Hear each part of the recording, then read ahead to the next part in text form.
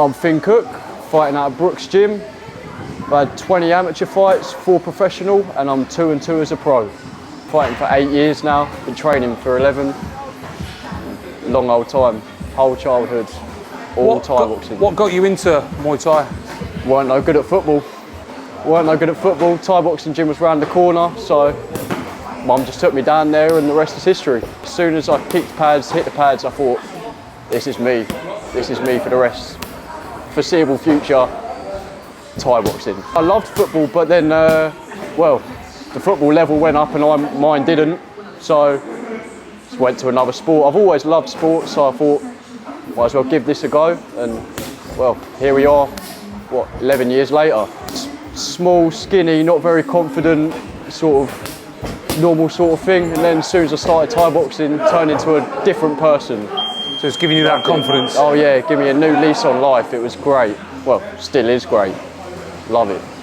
So what does Muay Thai actually mean to you as a person?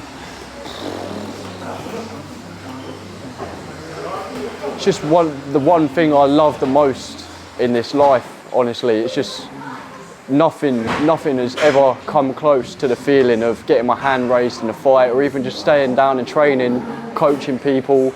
Just everything about Muay Thai I love. I can't fault it whatsoever. It's just the best thing that's ever happened to me. I can't. You stay quite busy as a fighter. You've had a bit of a shit year in terms of you've had a lot of pullouts. Tell us about the kind of last 12 months for you and that. Yeah, I mean, obviously I fought Liam Patel, which was, well, it was shaping up to be a great fight until I'd done my shoulder and he, well, knocked me out.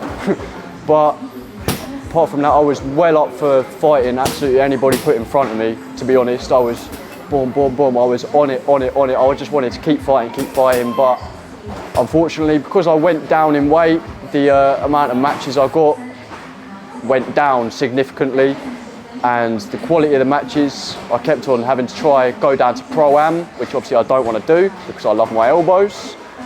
And then, yeah, like pull out after pull out after pull out after pull out. Felt, even when I'm in the absolute shape of my life, feel like a machine. Bang, pull out.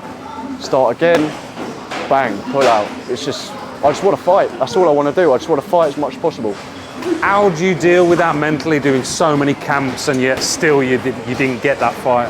Well, I mean, after each camp I'd normally have a little break, like a 2-week sort of blowout, sort of going down the pub, that sort of thing. But as long as I have that little blowout and I can get straight back to fighting, that's all I care about. As long as I don't care how many pullouts I get, I'm going to keep going in my camps, keep training, keep going until I get the fights that I want to, get the fights that I want. Is that mental resilience come from Muay Thai?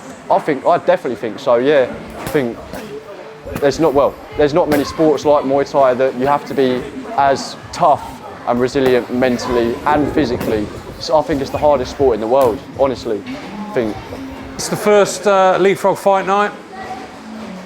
The concept's been explained to you. Tell us what it's like fighting on the first show that we're doing.